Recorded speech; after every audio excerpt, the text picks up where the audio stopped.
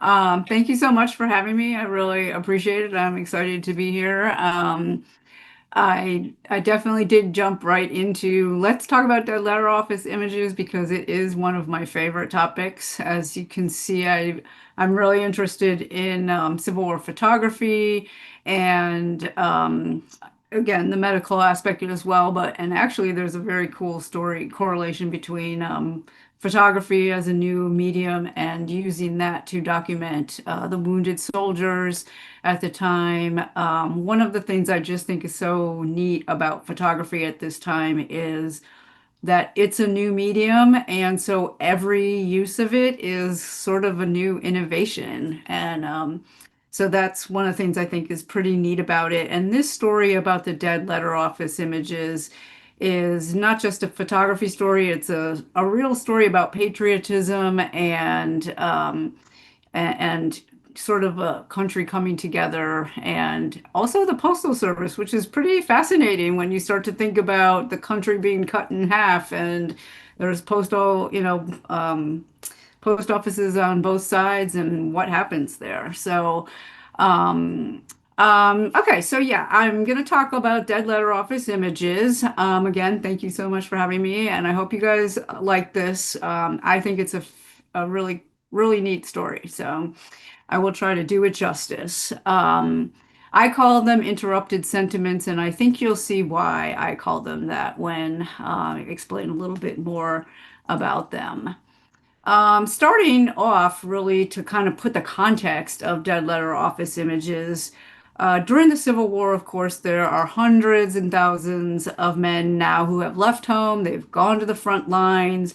They're traveling out of their state and home, sometimes for the first time. Many of these people had never been, outside of their surrounding neighborhoods. They had never left their state. And this is really their first travels away from home. And many of these are really young men. I mean, they're boys. I mean, my sons are 24 and 19 and they're boys. I mean, they're still my babies, but they're young. And so there's a lot of downtime during the war. We always talk about the battles and the glory and the stuff that's happening there, but really there's a lot of downtime during the Civil War, and letter writing is really a way for connection between home and being uh, out of state, out of town, away from your family, away from the comforts of your home.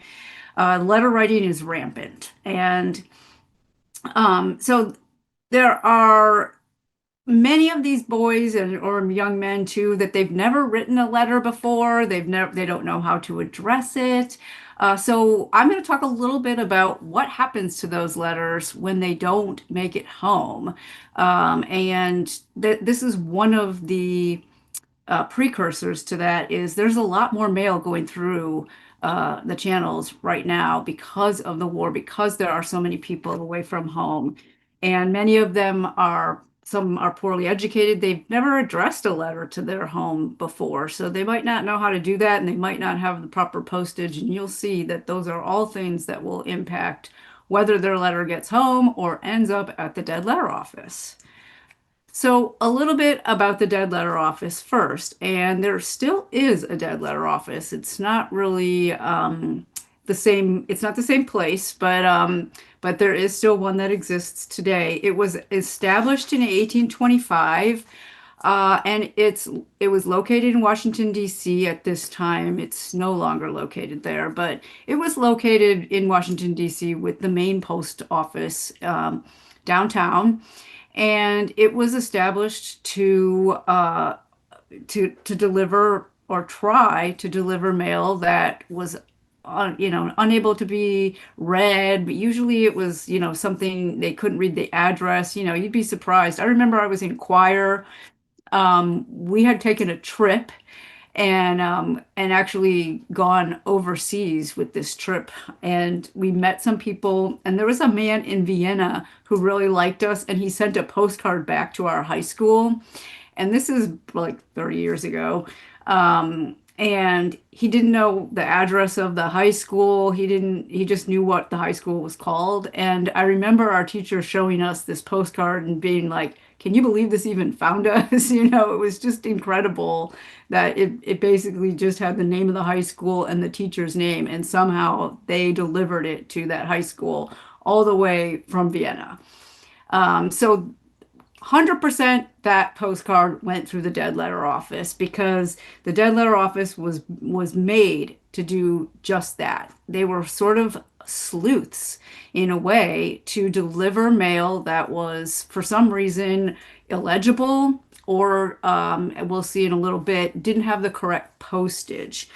The clerks that worked at the dead letter office were oftentimes religious or like retired clergymen or women. And the reason why is because Congress actually gave the clerks of the dead letter office the right to open the mail, which is a federal offense if you do it. If you open somebody else's mail, it's a federal offense. But the dead letter office clerks were allowed to open the mail, to go into the mail and try to decipher some pieces of the contents to try to figure out where is this supposed to go? Where does this is supposed to be? Who's the intended recipient? Sometimes, of course, you would find something easy like a name that would give you, a better location and you'd be able to do that. But honestly, some of these clerks really had to have an understanding of colloquial use of terms. For example, I'm from Wisconsin. Originally in Milwaukee, we call a water fountain or a drinking fountain a bubbler. So if somebody would write a letter and call it a bubbler, and they would know those kind of little pieces of information that might give you a hint that where it's from. They're just trying to narrow it down to get the location. So oftentimes they were retired clergy or women. They were thought to have sort of a moral superiority because, of course, when you're opening somebody's mail, you're opening something very personal. You're supposed to guard what you find in it, and of course, you're also supposed to, you know, keep it secret. And there might be monetary things in the mail as well. There were oftentimes items and objects that would be sent with these letters. Uh, there, there was a book that I was reading when I was studying or researching originally the Dead Letter Office, where a woman who had worked at the Dead Letter Office explains the process that a money letter would have to go through. If somebody opened a piece of mail that had money in it or like value, coins or something, she says a money letter has 5 different records before it leaves the Dead Letter Office and is so checked and counter-checked as to make collusion or abstraction almost impossible in case any soul who surveyed it were fatally tempted. This woman's name was Mary Clemmer Ames, and she wrote a book, a really interesting book called 10 Years in Washington, and it was a life and scenes in DC, how a woman sees them. The book was 1874, so it was between the 1864-74 time period. So items that, of course, again, monetary items, they would be well protected. And again, it's a sort of investigative process to try to deliver these pieces of mail to their intended recipients. For items like advertisements or circulars, those kind of items, a lot of those that never got claimed, you can imagine that they get quite a bit of mail and a lot of it, I'm sure they can't figure out where it goes. So they would have a time period in which they would try to deliver the mail, but if they could not, then a lot of these items that came along with them would be disposed. The letters would be disposed, the advertisements, the circulars, those would be disposed. Again, I was speaking to somebody at the National Postal Museum. It's in DC as well. a curator there, and she was telling me that that's one of the really neat things you'll find about this story with the dead letter office images, because images were sometimes included, and sometimes the images would be disposed of as well. But you'll see that when they start to collect all of these images of soldiers at the war, they decide not to destroy those images. They're going to go through quite a bit of effort to try to deliver them to their intended recipients, which I think is a pretty neat story and really kind of driven by a sense of devotion to what's happening and what's going on in the country at the time. So again, you can see here, this is kind of a drawing of some of the clerks at the dead letter office going through mail. Um, in a normal time period, you can imagine that they're getting, lots of letters they have to go through in order to send them to their intended recipients. When the war breaks out, you've got hundreds of thousands of letters now going through the mail, and many of them, again, will be illegible, or, hard to read, hard to direct, hard to know where they're supposed to go, and they're going to end up at this office. Uh, Also, interestingly enough, there are a couple of changes in the postage rules that coincide with the war. So there are a couple of things that coincide with the war besides the fact that you've just created a population of people writing letters. They've also created a couple of conditions that start to send more letters to the dead letter office. So in the summer of 1861, there are really two major consequences of the war. That is that soldiers are sending letters without proper postage, and I'll explain that a little bit. And then also the shuttering of the federal post offices in the seceded states. Much of that mail will, of course, end up at the dead letter office as well. So, a little bit about postage at this time. Before 1856, letters were sent postage due. And that meant that you could put your letter in the mail and send it, and it would go wherever it was supposed to go if it had postage or not, and the cost of that mail would be delivered by the person who collected it. So kind of like a collect call. Of course, I'm dating myself by saying that, but sort of like a collect call when you call somebody and they have to pay for the charges. Um, that was sort of how the mail was delivered before there are some new rules that come in. In 1856, there was a new rule that was passed, a law that was passed that required prepayment of all mail. So this means you can no longer put your mail in, you can't take your letter and throw it in, bring it to the post office and mail it any longer and expect the person on the other end to pay for it. Um, you have to pay for it ahead of time. You have to have a stamp on it. And so what they would do is if they didn't have the postage on it, the post office would try to alert the people, hey, you've got an unpaid letter at the post office, please come get it. But eventually in 1856 they pass a law that starts to eliminate that notification to the addressees, that they're postage, that they have mail and that there's postage for them. And instead, it just sends all letters that end up at a post office without the correct postage to the dead letter office. It's really intended to incentivize people to comply with the law. It's like, hey, if you don't put your postage on, we're going to send this. It's not going to reach your recipient. You're going to have to put the postage on. But of course, they don't have the internet at this time. This law takes a long time to get, for people to learn about it, for people to know that that's a process to change their habits of putting mail out.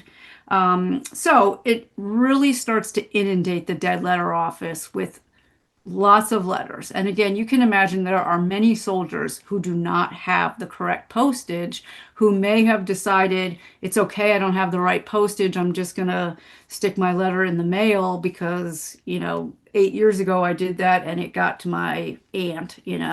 But that's no longer the case. They've changed that law, and these soldiers don't know that.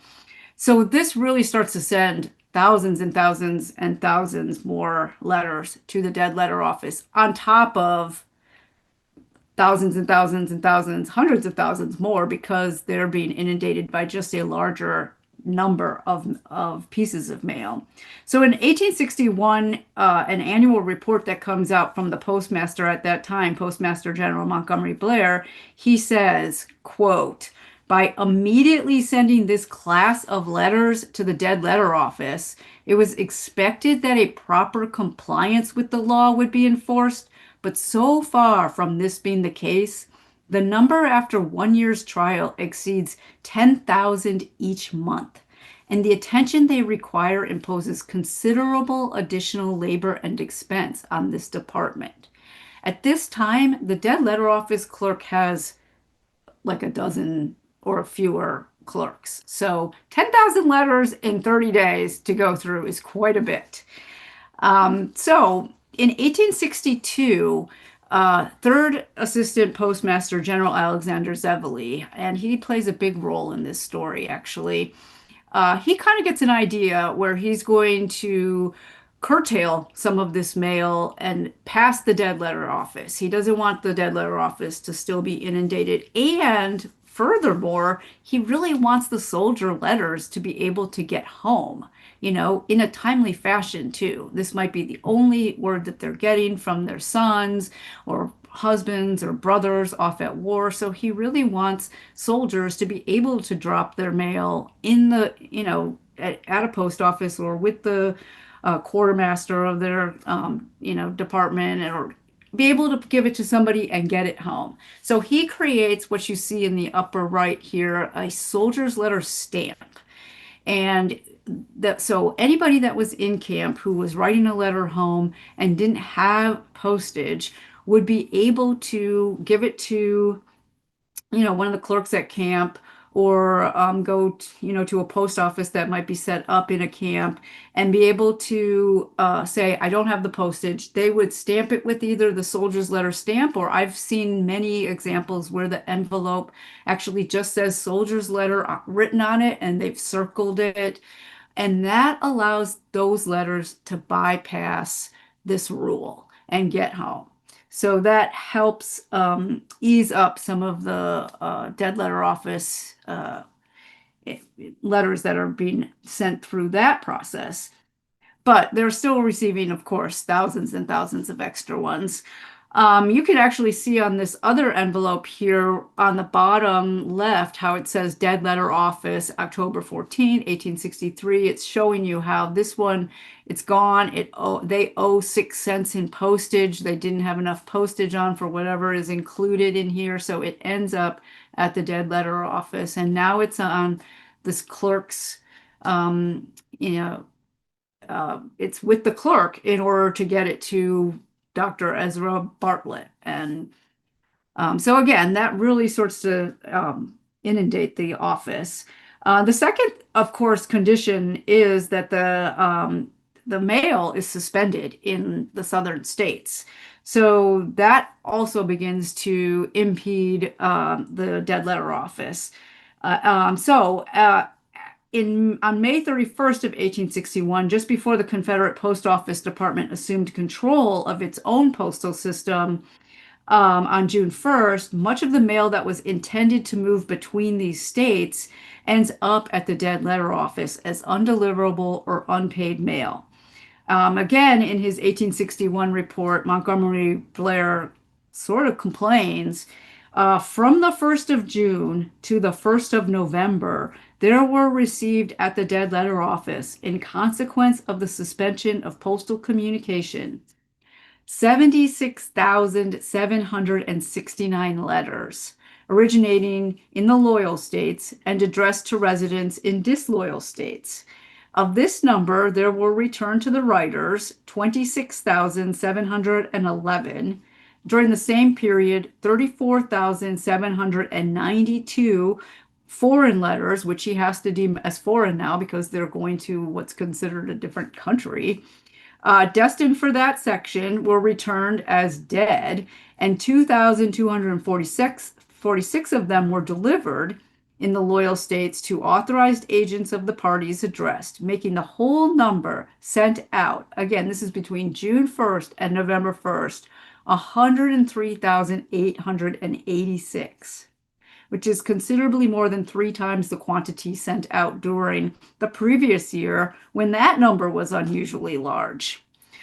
So again, you can see these people have been slammed in no other terms. And they're really having an issue keeping up with their with what's happening here.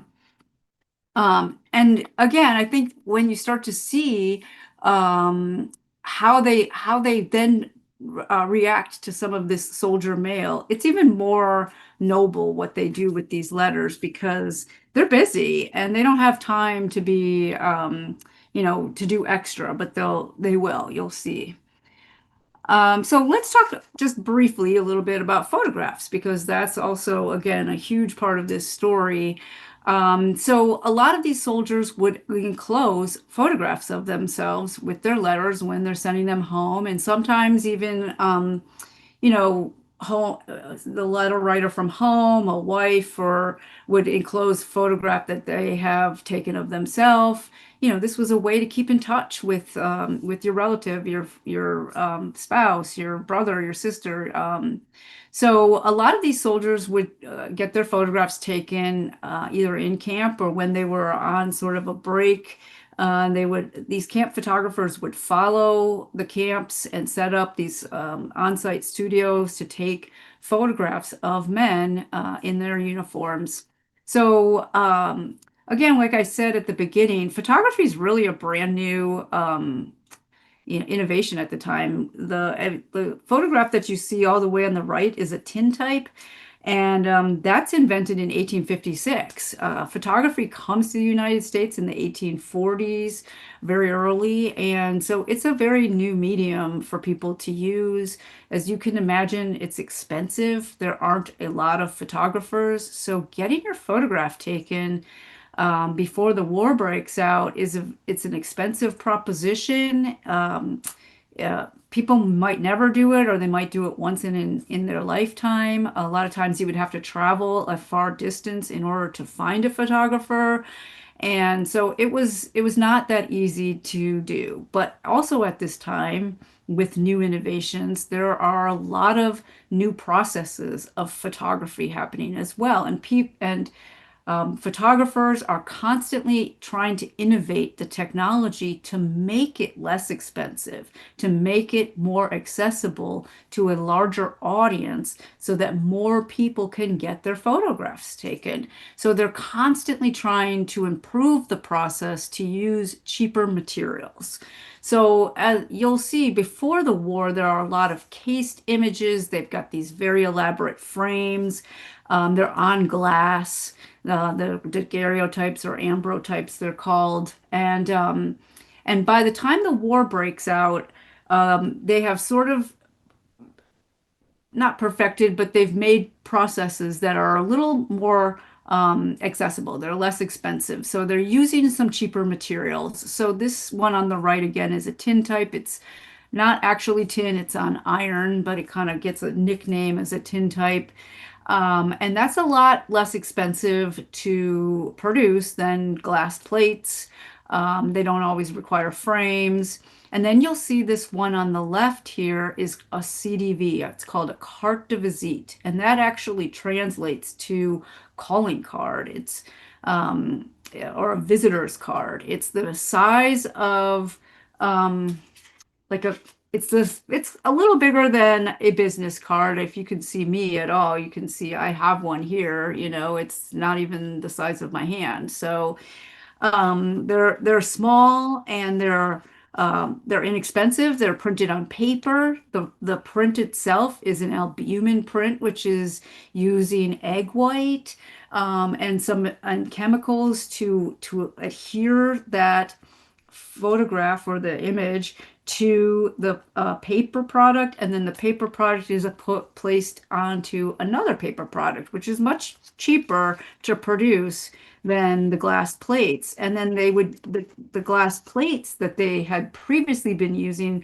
are turned around into negatives. It's the first time that they're used as negatives, like film that we used to use, not so much anymore, but so it's used as a negative instead of actually putting the image on the plate. They're using the plate to produce more images. So also these could be reproduced.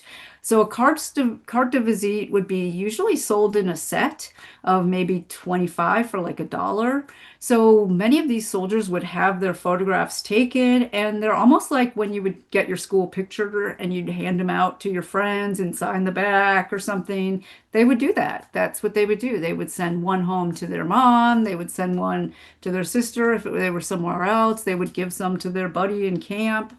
So it becomes a trend, really, to have your photograph taken and to document your place in this war and to send these home. So by the time of that they start collecting all of these letters at the dead letter office, they start to collect thousands of letters with these images in them. And you can imagine for these clerks when they're opening the mail and typically they're seeing just a letter or they're seeing to start to see these pictures of men off at the war.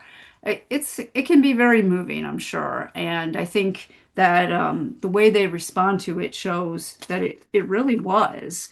Um, so they end up in about 1865, 4 or 5, near the end of the war.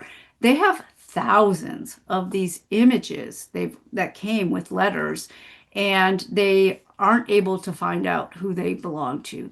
They've done all the sleuthing they can through the colloquial use of language. They've looked at the addresses and they've tried to figure out where these letters go, but they're left with thousands. There are many estimates that put it around 5,000, some even higher than that, of these letters with these images hanging out in the dead letter office. And I think I said earlier, usually after a period of time when these could not be delivered, they would have been burned in typical time. But this was not a typical time, and these were not typical clerks. They decided not to burn them. And Alexander Zevely, again, the third postmaster general, he sort of comes up with a really neat idea to crowdsource. It's really, I think it's the first idea of crowdsourcing, kind of, to try to get more people to see these images that he thinks, well, maybe if they could see the photos, they could recognize the soldiers, they could help us send them to their intended recipients. So at the dead letter office, they often would receive odd items in the mail, sometimes trinkets or weird things. And so they actually had in DC a dead letter office museum with some kind of odd things. It actually had a skull and a loaded gun and things that they found to be odd that they found in the mail. And so it's kind of an attraction in DC, this dead letter office museum, which was attached to the dead letter office. It was just really a room off the side of it. But Alexander Zevely decides we're going to use this museum, which already is an attraction, and we're going to put these faces on the wall. And we're going to get people to come in and look at these faces and see if they can recognize any of these men. So he takes all of the dead letter office images and posts them up on boards like this one that you can see here, 4 rows of 9 across. So 36 images on each board. They're all stapled on the top and the bottom, or most of them are top and the bottom, and they have red numerals on the bottom. The numerals would correspond with the letter.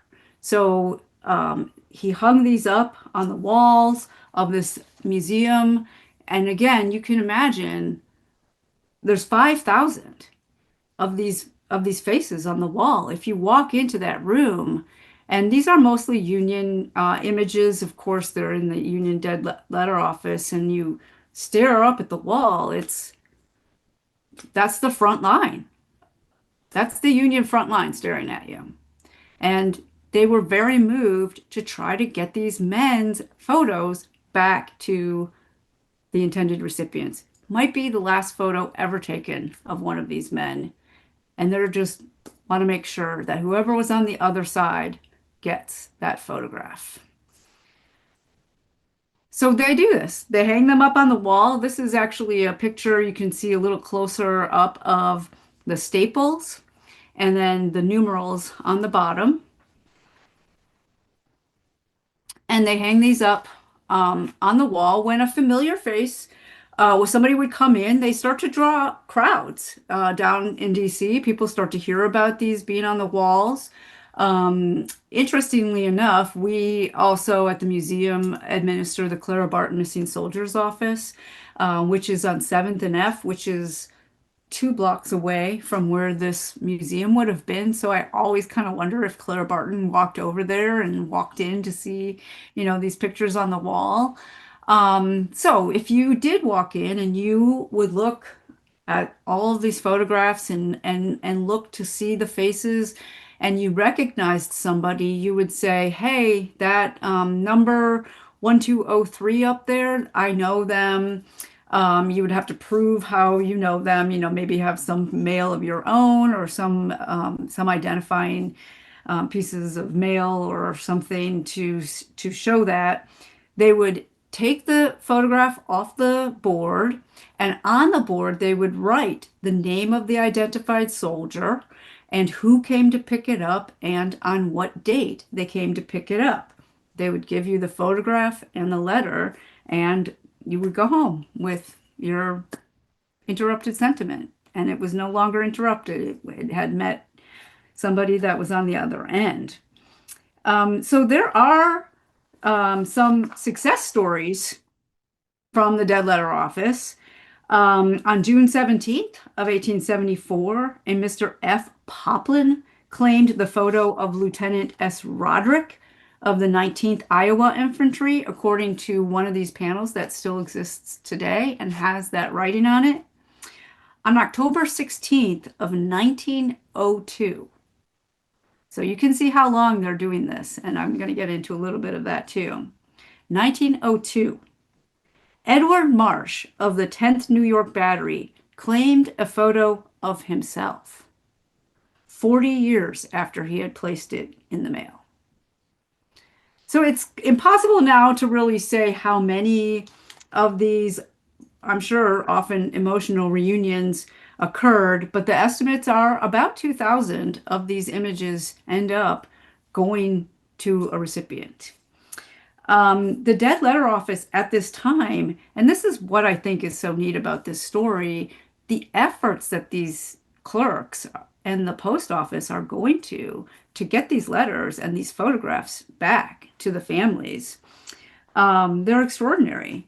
The Dead Letter Office also advertised descriptive lists of the photographs in newspapers and journals of the Grand Army of the Republic. In the early 1890s, the photographs and panels were cleaned and they were bound into an album, one panel per page. And at this time, the Dead Letter Office also began working with some of the veterans groups to track down the descendants of the photographs that might have, like, identifying information.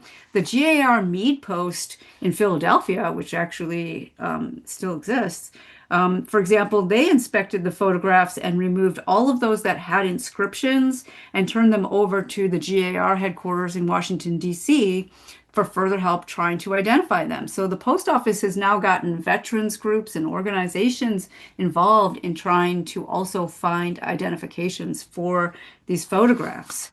Really, again, extraordinary efforts. When I talked to the curator at the Postal Museum, I wrote a story about this for Civil War Times magazine, and her name was Lynn Heidelbaugh again. She told, when we talked for a while, she said, they really went above and beyond the standard operating procedure. And she said, I think it shows how deep the scars of the war were for the United States, and that people were dealing with the aftermath of it very personally and in a very tangible way, because these efforts really go on for decades after the war.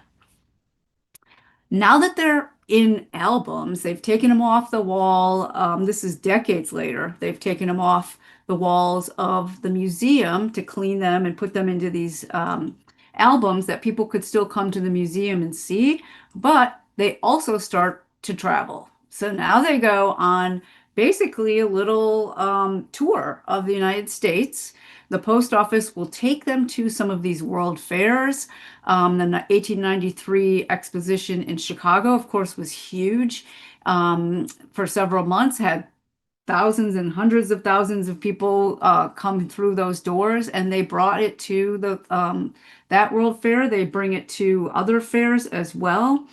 And there are some other they're just really trying to get more people to see them, people who couldn't come to DC to see these images. Hey, we've got these. So the newspapers start to run stories about them being at city fairs, state fairs. There's some more examples of some of success stories from this at the 1898 Trans-Mississippi and International Exhibition in Omaha, Nebraska. A newspaper reported that the daughter of Civil War veteran J.J. Gorman claimed her father's photograph, which had been sent during the war from Indianapolis to South Bend while he was serving with the 86th in Indiana Infantry. It had been in this dead letter office exhibit for 35 years before reaching this fair and its intended recipient. In the newspaper reporting about this, they said there's a melancholy collection from the dead letter office, including 2 cases of photographs of soldiers which were sent and miscarried during the Civil War. The newspaper reporter said, looking at them, I thought, how young were most of the faces? I mean, these are boys. So these fairs offered some new success stories, and they continued to travel again. With one of the success stories comes from 1902.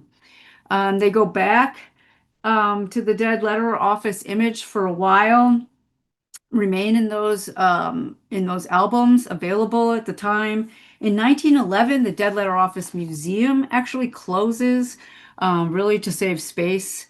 And that album still lingered at the Dead Letter Office for a while, but in the 1930s, of course, you've got fewer and fewer people coming to see them, and many people don't even know about the story anymore, that they're there.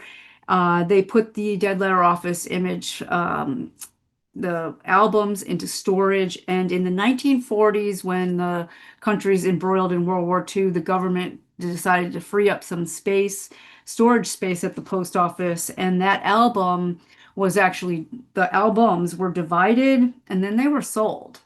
Most of them go to some book collectors and other sites. In 1948, there's a collector actually who buys up 10 of these panels from one of those booksellers, just seeing what he's seen and thinks they're just amazing. These need to be preserved. He buys 10 of the panels, and so there's about 360 photos on those panels alone. He donated them to the George Eastman Museum, where they still exist today. And the panels that I've been showing you, those are scans of their panels that they still have today. So this is one of them as well. So collectors start to purchase these images. They're on the market now. They've been sold again, mostly to booksellers, but these booksellers are looking to make a profit off of these images. So many of these images go to collectors, photo collectors, or Civil War collectors. Start to buy them up. There's this man up here in the upper left corner. His name is Argus Ogborn. And his name, if you know about dead letter office images, has kind of become synonymous with them in a neat way. From Indiana. He was a collector as well. And he collected about 1,400 of the dead letter office images. He purchased them directly from one of these booksellers that the post office had sold them to. And really neat, he was a big collector. He had actually had a relative who had fought in the Civil War. So he was very active in some of the veterans groups and organizations. And he also had big collections of multiple different items. So dead letter office images were just one that he collected, but he was known to be a meticulous cataloger of his collections. So he would write on the back of every one of his images, and again, he had 1,400 of them.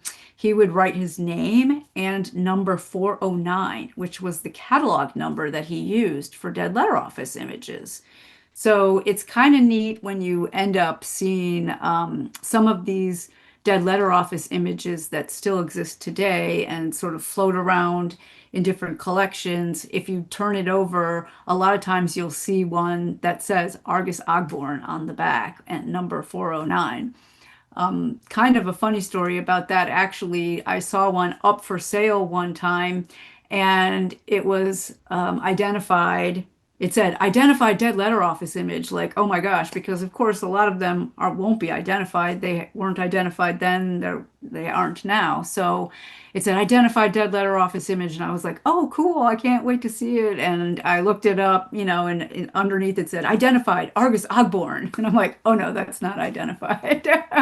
But you can imagine that you would mistake it for being identified because there's a name on the back. But just a little trick if you ever see a dead letter office image identified as Argus Ogborn, it is not Argus Ogborn.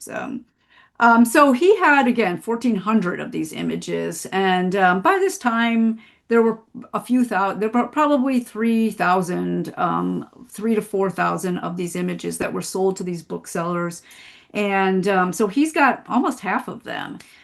He really liked these images quite a bit, but at one point he had quite a big collection, and his health starts to decline, and he actually had a fire in his attic, and about 300 of these images actually burned up in that fire. He was able to save most of them, but at that time he decided that he was going to start to get rid of some of his collection, and that would be part of the collection that he was going to get rid of, so that some people who could take better care of it at that time would be able to. So he starts to sell his images off. So again, this is how you see that these images start to get out into a market for collectors to get their hands on.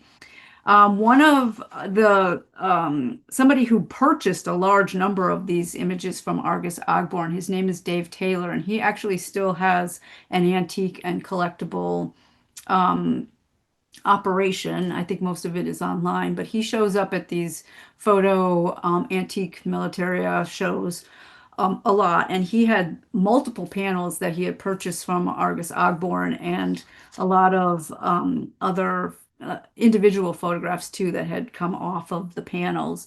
And I talked to him a little bit when I was writing the article about this as well. And he said, they were lost in the mails of the 1860s and never found their rightful owners. He said, with any luck, today's owners will appreciate them. As individual pieces of Civil War history, they have finally come to rest in their proper place. So many of these still are collectible. I have a collection of some of them. You can always tell that they're dead letter office images because of the remnant, basically, of the staple marks on the top and the bottom, and most of them will still have the red numeral on them as well. You can see here another panel. A really cool success story that I had myself from the dead letter office images was when we ran the story in Civil War Times. I received from the George Eastman Museum 10 scans of all 10 of their panels. And it was really neat to be able to see them too. When actually remember talking to the woman on the phone when she was to verify how many panels they had at the time. I thought that they only had three, and she said, "Oh no, I'm looking at them right now. There's 10, and I'm counting. There's 10 right here." And I'm like, "Oh my gosh, you're standing in front of them." I was like, "Oh, it just seems so surreal that oh my, they're right there." So she gave me scans of these, and we were able to put some more of them up online when we ran the story online. And so we ran it online, and about a week later, 2 weeks after it went up online, I got an email from a woman at a historical society, the Ross County Historical Society in Ohio. And she said, "Hey, I really liked your story about the dead letter office images. Guess what? That one in the top left, 1193, we have his photo. That's Abisha Downing." And so this historical society has this exact same photo, the one you see up in the upper left, 1193. His name is Abisha Downing. He's from the 73rd Ohio. He enlisted in the war right after Lincoln's call for volunteers in April of 1861. At that point, he joined the 1st Ohio Infantry and served for about 5 months with them. Went back,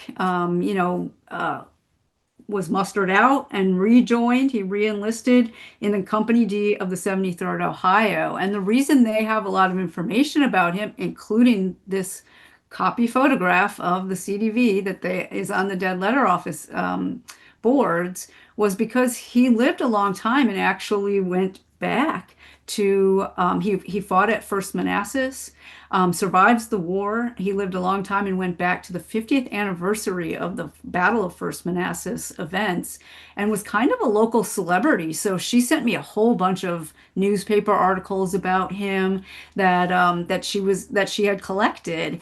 And of course, I'm like, "Oh my gosh, we identified somebody on the dead letter office boards. How awesome is that?" So that was a really neat thing. And actually, I've had a couple people even, send me photographs. There was another collector who said, "Hey, I saw your story about the dead letter office images. I've got that guy's photograph. That's Edward Winslow, and here's my photo of him." So through this, 160 some years later, we're still being able to find out who some of these men are on the wall.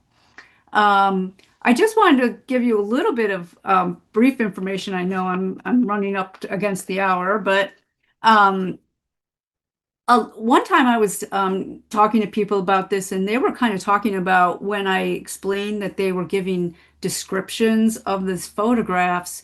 When the post office starts to advertise them, or the GAR started to advertise photographs and try to tell people what they were so that they could come and claim them, they were like, "How do you even describe a Civil War photograph? They all look the same." And I was like, "Oh no, they're not the same." So they have lots of clues in them if you know what to look for. So I just wanted to show a couple little clues that you might be able to see. One of them, of course, would be these the backings here of these images. You can see the one on the left, it doesn't have any lines around it. The one on the right, it has two brown lines that frame it. Well, they didn't start printing card backs like that until 1864. So right there, you've started to be able to date when the photograph would have been taken. That doesn't rule out the first one as being printed later, but for sure this one was not printed before 1864 because they did not produce backings like that until 1864. So you're able to sort of start to piece things together. Some of these backdrops that are pictured in the images with the soldiers were only used at one camp. This one that the man is standing in front of is called the Benton Barracks backdrop because it was used at Benton Barracks. Now, of course, Benton Barracks was a huge training camp. Lots of soldiers went through there, so you can't really narrow it down to one unit or one regiment, or you can't narrow it down that far. But you have to know that whoever that person went through Benton Barracks. So you do get to start to rule out some of the regiments that it would not be. A lot of times, also, you can see on the right here, the back marks will have locations where the soldiers would have either lived, they got their picture taken when they went back home on leave, or they would have been stationed there. I have a collection of about five or six, I think it's 42nd Wisconsin images, and they're all from Cairo, Illinois. So they were there. They all decided to go into town and get their photographs taken, and they started sending them home.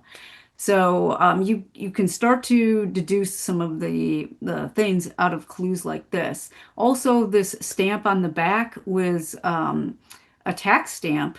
When the war starts to rage on for longer than they really had the money to spend on it, there's a tax imposed in 1864, and it only runs from 1860 August of, I think it is, of 1864 to October of 1866. So, and the tax was supposed to be adhered to the back, and the photographer was supposed to cancel the tax stamp out with their initials to show that the tax had been paid. Many times you'll see them without them being canceled out by the photographer, but if it has a tax stamp on it, that photograph was sold between August of 1864 and October of 1866. So again, you're just able to sort of bring some clues into it and show a little bit about, be able to identify it. And again, this is what the dead letter office clerks would be doing at the dead letter office to try to help place where some of these images were supposed to go.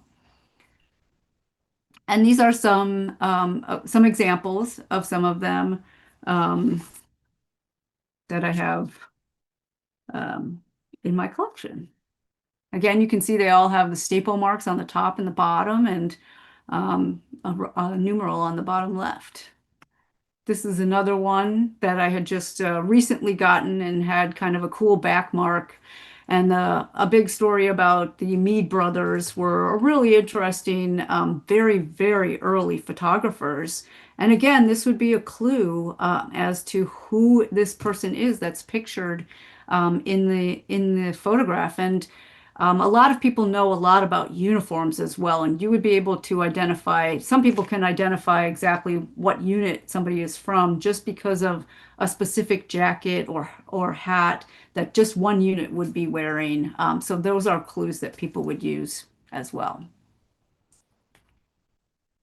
So I will take questions if people have any. I know I'm a little over 9 o'clock and I'm sorry to keep you late, but I'm willing to answer some questions if you have any. Yes, we've got some on the chat. We'll start with that because people have been patient on that. Let me open up the chat here. Um, let's see. Oh, well, got a very interesting presentation. Good. Okay, come on, chat. Open up. There we go. Where is the Angus E. Osborne collection today? Ogburn. You explained So that it's, uh-huh. Well, so his collection has been pieced out. He passed away. I don't remember what the date is, but he passed away, and his collection has been sold off mostly to other collectors.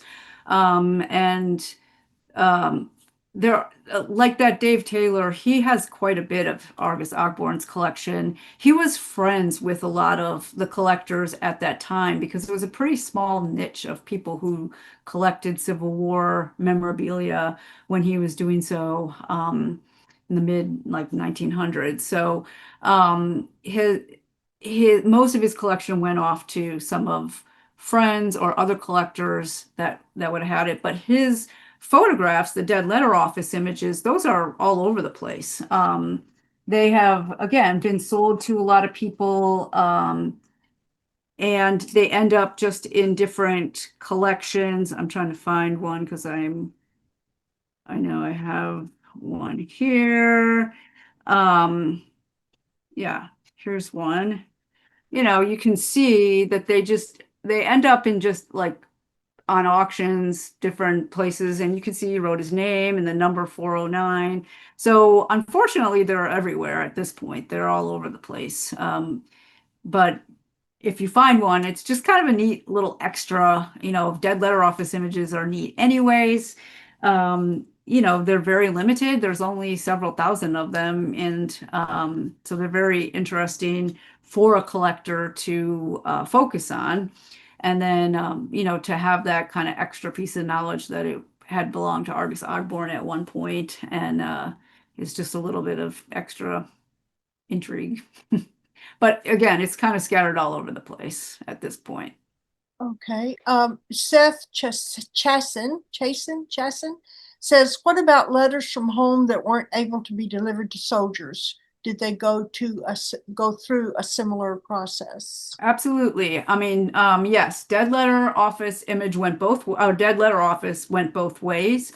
Any mail, I mean, and that didn't even have to do with soldiers that you can't deliver or couldn't be delivered would end up at the dead letter office. So, which is why you can really see that they're just being inundated with mail at this point.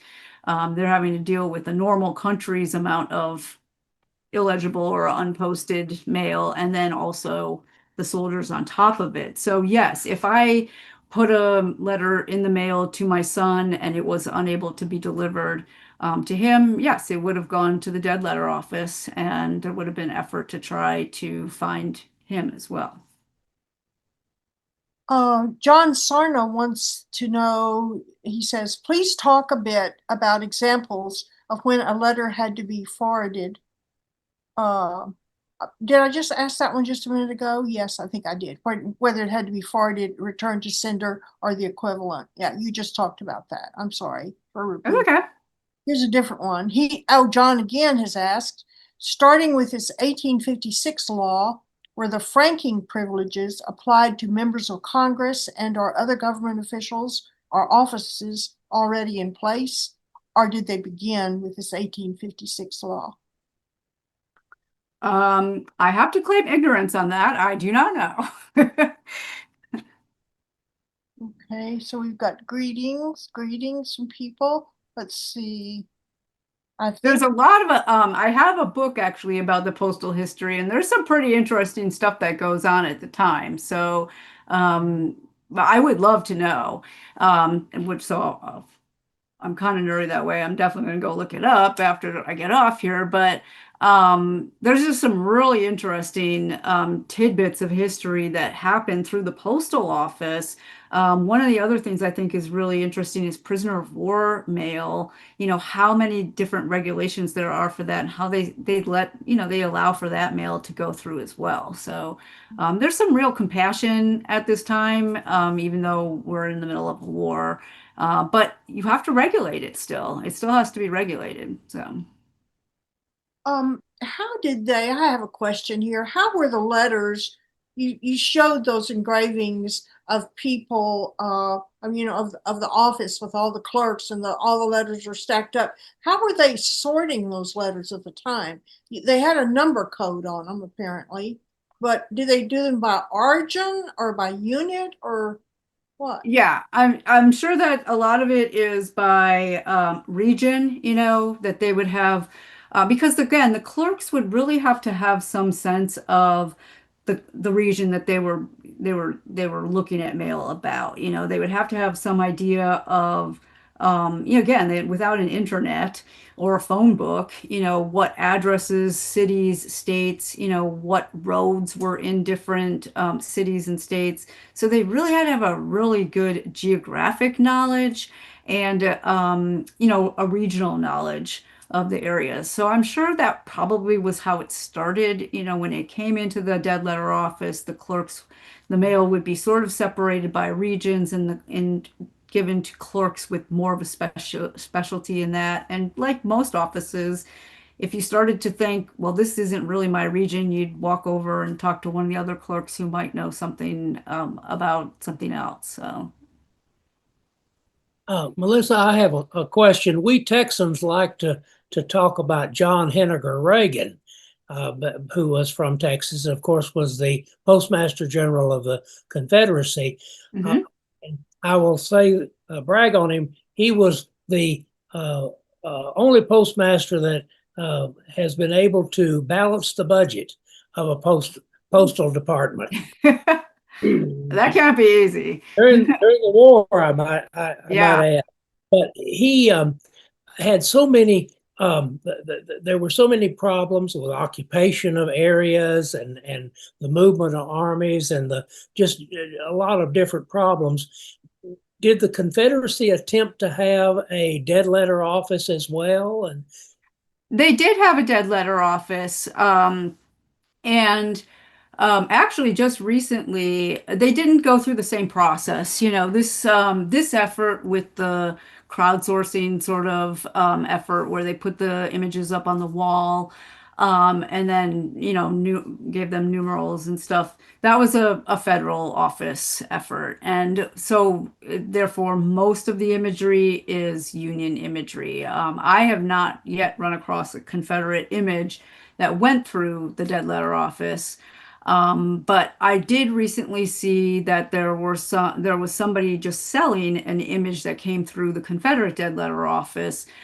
It's much harder to identify whether they went through the Confederate dead letter office just because they don't have identifying marks because of this sort of unique experience. So there's probably lots of photographs, that went through like the regular mail that we don't know about because they don't have markings on them. So it's harder to track the Confederate dead letter office, but there definitely was one that existed. They had the same issues that the Union had to deal with. They had to regulate postage. And they had, to regulate how the mail got to where it was getting to, and they faced all of those same challenges. They were too, of course, trying to send mail through, from one side to the other side, and camps were moving, of course. People who didn't have the right postage. A lot of the history that I've read does say that much of that mail does end up getting burned with, other mail that couldn't be delivered, not just soldier letters, but, they just didn't have the staff or the resources to try to go through this effort. And this was obviously a very unique effort that these clerks in this post office is decades long effort. So it's many different postmasters, it's many different clerks, it's many different people going through the effort, and they just didn't have those resources in the Confederacy to do the same thing. well, of course, the Confederate dead letter office would only have existed for 4 short years. Right. Um, I find it so fascinating. You said that you had come across someone who has found one, and I wondered if anyone has done any further research on this. Or I have not. I saw that it was for sale last year, actually, on an auction. And I did try to reach out and see if they would tell me who purchased it because I am fascinated by it. I'm especially interested to know how they know it went through the dead letter office in the Confederacy. How do they differentiate it from any other image if it doesn't have markings like this? So I don't know if it's part of the letter or if there are notes on the mail or something. I would love to know, but they protect buyers' privacy, so oh, maybe someday I will run into that person. I will talk about it until I do. So, We've got some more questions here. Just a second. okay.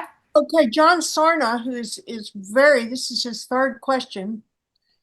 Did any of these letters ultimately go to the Library of Congress, the National Archives, or to any other repository? How can a researcher gain access to them? Yeah, so I don't know that any of the images are at the Library of Congress. Well, he said letters Oh, specifically. the letters. So what's interesting about the letters is that they don't correspond with at some point during these efforts, and I believe it's when the letters get bound up into the albums and start to travel, it just becomes an effort to get the photographs home at this point, and the letters are separated from them. Originally, it really is about the whole package, but once they start to travel, they get separated from the letters. And I've never seen any letter from the dead letter office that corresponds with one of these photographs. So it's my suspicion that they are, like other things, incinerated. They just don't have the storage space to keep all of those.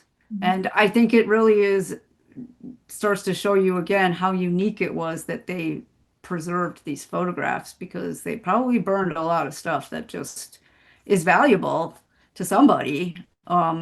But they just don't have the resources to keep everything that somebody believes is valuable. So eventually the letters get separated. So I have never found, I have seen some of those letters, that say that have the stamp of dead letter office on it. I actually have one of the envelopes, but I've never actually seen a letter in one of those. And I've never seen a letter that corresponds with one of the photos. But there is mail that like you can see on eBay. Sometimes they'll have one of those envelopes that has the dead letter office stamp on it, or and I have also seen quite a bit actually of the letters that have the soldier's letter stamp on them. And actually, after a while, after that law gets enacted and they start to use that soldier's letter more readily, they start to print envelopes with soldier's letter written right on it, and they start to issue those out to soldiers.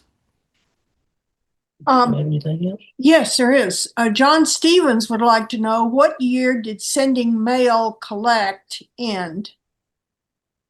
That was the 1856 rule, where you can no longer send, you have to um, pre-postage, you have to put your postage on ahead of time.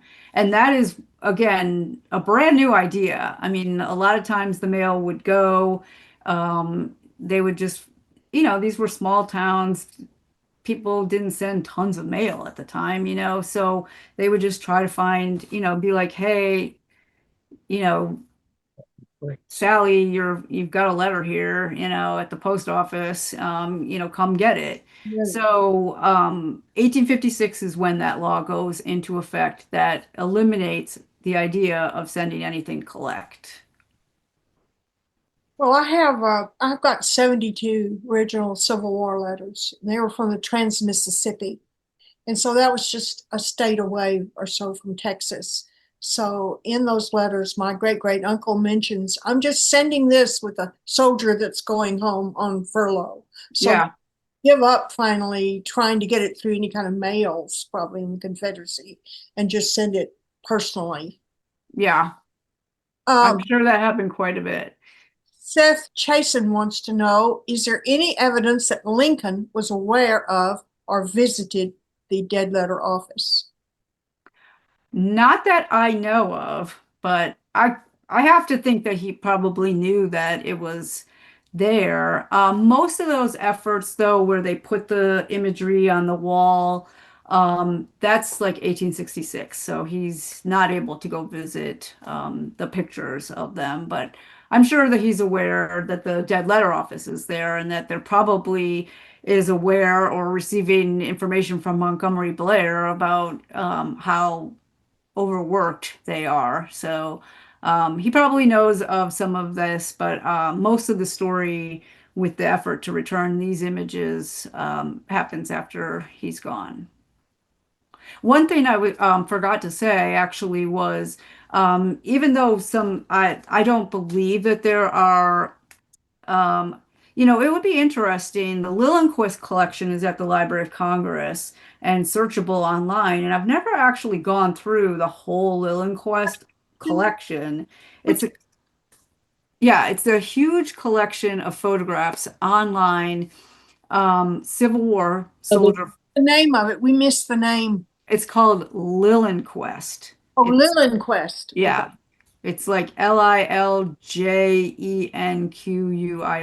So it's spelled not quite phonetically, but but he is a collector, a very, very, very nice man, and he owns quite a few Civil War photos. He also collects nurses and soldiers of all different sorts. And if you went onto the Library of Congress and start to look at Civil War soldier imagery, you'll see that a lot of it is Tom Lillenquist's collection. So they actually have a separate section on their website of just the Lillenquist collection, and he's still putting stuff in it. So um, it would be interesting to see. I've never gone through it actually to see if any of them are dead letter office images. That would be So interesting. there's a possibility that there may be one or even more than one there.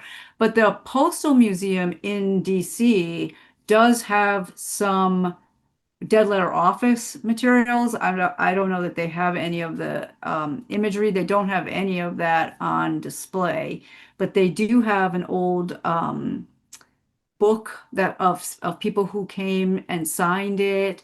That's at the Postal Museum, and it says Dead Letter Office on it. And again, the George Eastman Museum has all 10 of these panels that I was showing you the photographs from. They have all 10 of them, and actually. They don't have them on display, but they do have them digitized. So you can go onto their collections and search for that, and you can see them there. Um, a little secret, it's in Rochester, New York, and last year I went to Rochester, New York for a conference that had nothing to do with even Civil War. It was the Early American Industries Association, and I was like, I am definitely going to the George Eastman Museum. I'm calling them up and saying, can I see the dead letter office images? So, fortunately, the woman that I had talked to when I wrote the story was still there, and she let me come in the back room and had laid out all 10 of these panels, and she wouldn't let me take photos. She said I could take a couple photos, but I was not allowed to show the photos to people and not allowed to put them up on social media or anything. So, but it was just incredible to be standing there with these photographs. And it was interesting too, because it was interesting to see there are rows of some of them where they don't have numbers on them. So there's some mysteries I thought that kind of came out of seeing them in person. There are a bunch of them on maybe one or two panels that are totally out of order. There'll be like, 480 and then it'll go to 13 or something. And I'm like, wow, what happened there? So there's Yeah. some new mysteries about them. Well, if Rob, before you close it out, or did you have another question? Well, no, but I just wanted Okay. to say, Melissa, thank you so very much. This was the intersection of photography, sleuthing, the about the letters and the importance of what the bringing home to the soldiers was fascinating. Right. I'm glad you guys like it. Thank you very, very much. And I'm going to go through the John H. Reagan papers and see if he says anything about that. You might be able to get a little article about that. Oh, Sue Ann is sending us the clapping thing. Yeah, Oh, thank you. very, very, very. How Thank about you very much. I'm glad you like it. It's a very neat story. So who could have failed to love this? Greg is sending us some clappy thing. thank you. Um, but I was so impressed by Melissa last summer when I met her at the Society for Women in the Civil War, which was held their annual meeting here in Texas last year, that we also invited her to be a speaker at the Hoods Texas Brigade Association Valor on the Battlefield tour that's coming up in April. She's going to talk about, she's going to come into, we're at a, everybody who's on the MailChimp has been getting detailed information about this. So this shouldn't be a surprise to you, but she's going to come into the hotel on, I think it's Wednesday night, and speak about Civil War medicine, which I think will be very interesting because we all know, we've all have the visual image of all those limbs outside, amputated limbs outside of tents. Yeah, And so it's she's going to be able to talk about that. And yeah, there's some really neat stuff there too to talk about. in my work right now with these collection of letters that I have, my soldier, my great great uncle, it was clear he got malaria. So I was starting to read about that. In Texas, the South couldn't get cinchona bark, which is the Oh, malaria. And so, but I was reading some accounts of how Grant made sure his surgeons wanted him to make sure when he was at Vicksburg that they took quinine because the North had quinine where the South didn't have much. And so that the Northern soldiers took quinine every morning and they made them drink it. It tasted really bad and they drank it with whiskey. Yep. The other thing to do was to be slathered in turpentine. I suppose that was a mosquito repellent. But this is all kind of interesting, and I know you're going to bring up some of those little tidbits. Yeah, it's again a very interesting time period where they know some but not everything, and because of it, there's a ton of innovation that comes out of it, which is really fascinating. So, War always seems to bring great tragedy and great innovation. yep, absolutely. So Well, thank you everyone for attending, and you tell our friends who were not here what they missed.